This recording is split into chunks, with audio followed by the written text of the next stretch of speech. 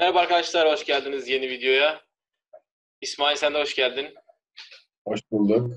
Merhabalar. Şimdi bu videoda biz İsmail'e ben Türkmence atasözlerini soracağım. Türkmence söyleyeceğim, o tahmin edebilecek mi acaba, anlayabilecek mi? Konu bu. Ufak bir test yapalım dedim. İsmail kendini tanıt istersen. Ee, Merhaba, ben İsmail Ulusoy. Türk'üm, Türkiye Türk'üyüm. Ee, 24 yaşındayım. Üniversitedeyim şu anda. Üniversitemde bir dil bölümü okuyorum. İngiliz Dili ve Edebiyatı. Murat Reis, Ataş Reis'ten soruları alacağız. Türkmence, Özbekçe, Tamam, hangisi? Türkiye'nin neresinden olduğunu söyle. Türkiye'nin yani baba tarafından Çankırı, anne tarafından Kandıra, doğma büyüme de Kocaeli. Yani direkt Türkiye'li, göçmen, o bu şu falan değil. Direkt buralıyım. Direkt Türkiye'liyim yani. Evet. Hatta Kandıra tarafından dolayı bayağı kökler eskiye dayanıyor yani. Ma- Buraya, bu coğrafyaya. Manav mıydınız siz? Manav, aynen. Kandıralılara şey deniyor. Manav deniyor. Yani bu manav şöyle manav. Boşnak, işte bilmem ne falan var ya, onlardan bizimki de manav. Çünkü manav dediğimiz zaman şey gibi de algılayabiliyorlar hani.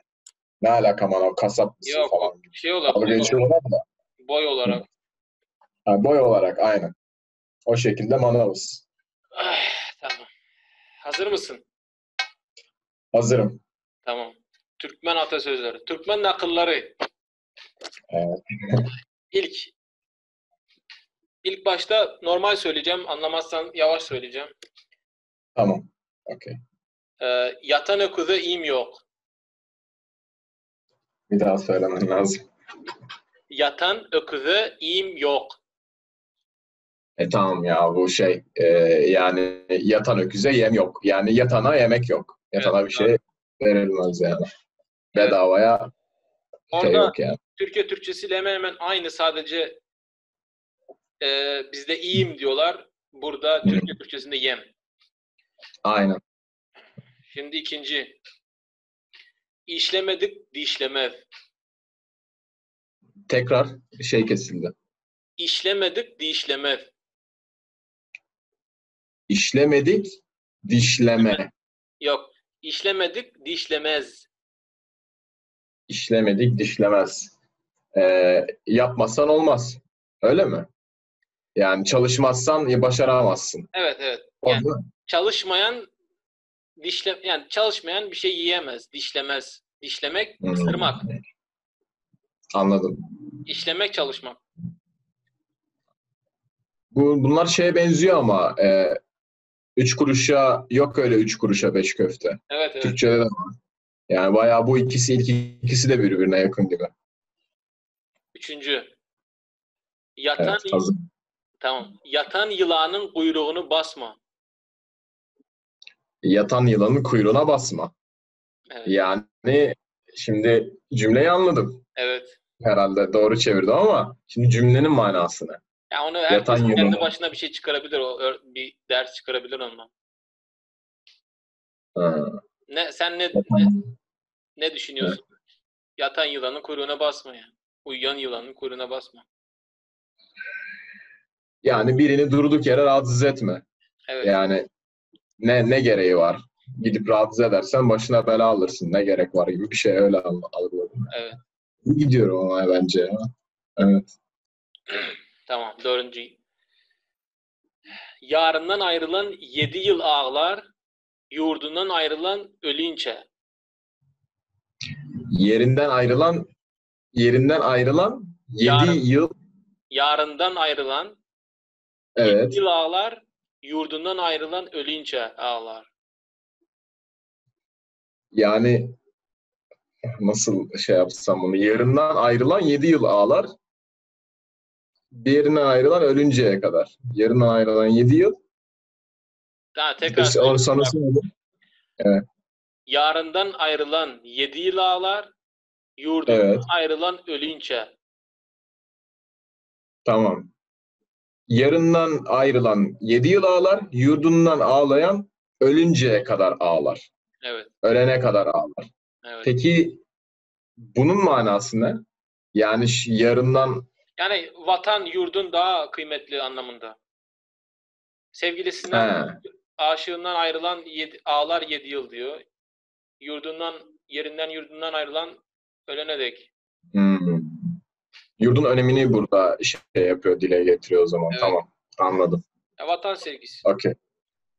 Şimdi göğünü açığın yolu açık. Bir de alabilir miyim? Göğünü açığın yolu açık. Gönlü açık olanın yolu açık. Evet.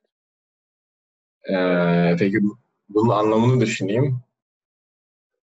Yani dürüst olanın, Ya, alçak içi dışı gönüllü bir olan. olanın... He. Alçak gönüllü farklı ama benim söylediğimden. Ya, hepsi aynı yere gelmiyor mu sonuçta? Aşağı yukarı. Evet. Yani Alçak gönüllü... evet, öyle. Biraz farklı. Gönlü açık yani. Saf, beyaz, ak kalpli, beyaz kalpli mi ne diyorlar? Temiz, dürüst olan insanın Yolu açık. yolu açık. Yani öyle ol anlamında. Güzel. Şimdi bak yenisi. Akıllı öğrenir, akmak öğreder. Bir daha alayım. Akıllı öğrenir, akmak öğreder. He, tamam. Akıllı akıllı öğrenir, ahmak öğretir. Evet. Yani şey gibi. Nasıl desem onu? Ahmak yani böyle bıktırır. Seni o kadar başına dert olur ki sana ibret olur, sana öğretir yani gibi. Ben öyle algıladım. Ya, Ahmak. şey gibi. Normalde burada akıllı öğrenir, akmak öğreder dediği cahil insanlar öğrenmek istemiyor ya. Hep ben biliyorum diye kendisi konuşuyor. Herkese bir şey Evet, öğretmeye çalışıyor. Ama evet. akıllı insan öğrenmeye de açık. Ha, tamam. İlk kısmını anlamışım ama ikinci ahmak kısmını biraz farklıymış. Tamam, çözdüm. Tamam. Güzel. Sonraki. Peki, evet. Dil bela, diş kala. Dil bela, dil bela, diş kala. Yani gala. Gala. Hı hı. Dil bela, diş gala. Şimdi dilin bela olduğu yani çok konuşursam sıkıntı. Evet. Dil beladır. Diş zaten diş herhalde ama gala ne? Yani gala bizde Biraz 5 gala. değiştirmeye çalış galayı. Gala. Gele. Gele mi? Gele de değil. Yani dil Şimdi bela, Hı. dili koruyan şey gala. Tam tersi gibi bir şey mi? Dil bela, diş yani bir dakika. Dil bela yani konuşmak bela, dişini yani ağzını kapalı tutmak iyi, güzel. Evet, evet. Tamam. Ama Çözdüm. orada gala ne sence? İşte onu çözemiyorum. 3'e 5 kala geliyor benim aklıma. Türkçedeki şeyden. Hani 3'e 5 kala falan. Tamam. O geliyor aklıma. Tam İç Anadolu'dan olsan hemen anlardım. Dur bakayım düşüneyim. İstanbul Türkçesiyle kale. Kale mi? Vallahi düşünsem de aklıma gelmezdi ya. Yani Cidden Dil bela, diş kale. Kale. Ama Yani mesela bak şöyle düşünüyorum. Bizim mesela buradaki köylüler K'yi G yapar. Ama mesela kaleye gale der. Yani gala demezler. Yani ben öyle birisini duymadım yani. Çünkü biz niye gala diyoruz? Orada ünlü uyum olması lazım. A'dan sonra E olamaz. Aslında evet. O anlamda o doğru olan ama hani Gale demek daha zor bizim için. Gala demek daha kolay. evet. Doğru, evet. Çünkü o zaten Türkü bir kelime değil ki. Arapça. Aynen öyle. Dinliyorum. Bir okana var, bir de dokana. Bir daha alabilir miyim? Bir okana var, bir de dokana. Bu biraz zorlaştı. Bir okana bağır, Bir okana bağır, bir dokana. Bir de dokana. Bir de dokana. Yani sana yavaş söylüyorum bir de ben. Biraz daha şey söylesene. Bir daha söylesene. Biraz Türkiye Türkçesiyle yakınlaştırıp mı söyleyeyim? Yok hayır. Yine aynı şekilde söyle ama biraz yavaş söyle. Tek tek. Tamam. Bir. Bir okana bağır, bir de dokana. Bir de dokana. Şöyle yazıp şey yapmaya çalışıyorum. Bir okana bağır. Bir dokana. Bağır var mı? Var anlamında mı? Bir okana bağır. Okana'yı hayatta çözemem ya. Bir okana bağır. Okumak fiilini düşün. Bir okuyana bak. Bir de dokuyana mı? Bak değil, Dokan. var.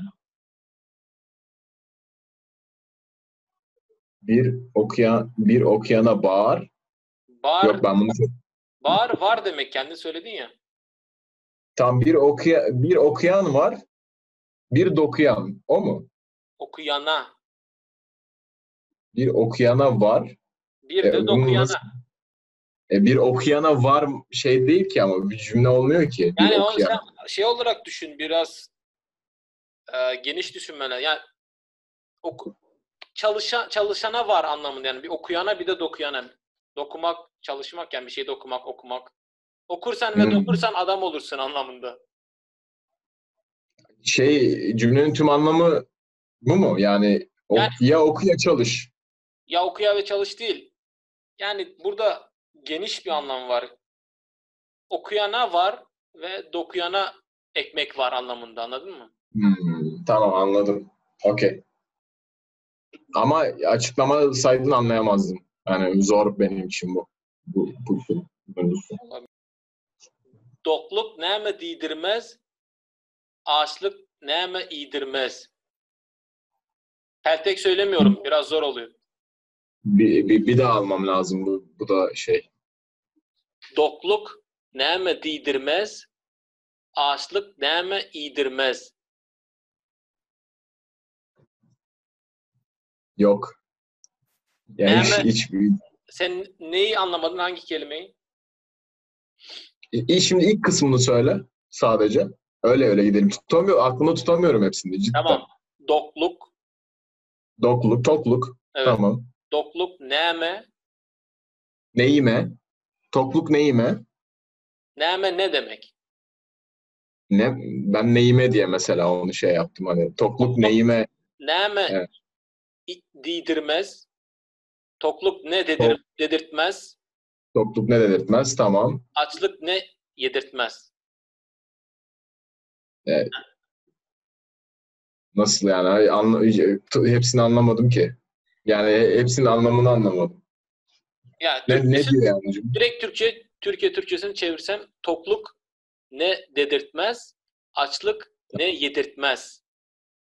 Yani tok insan çok Tamam. şey olduğu için her şeyi söyler, kendini bir şey zanneder. Ağzına geleni söyler. Aç insan da açlık neler yedirtmez diyor. Anladım. Tamam. Yine bunun sonunu tahmin ettim sayılır aşağı yukarı ama ilk kısmını farklı düşündüm.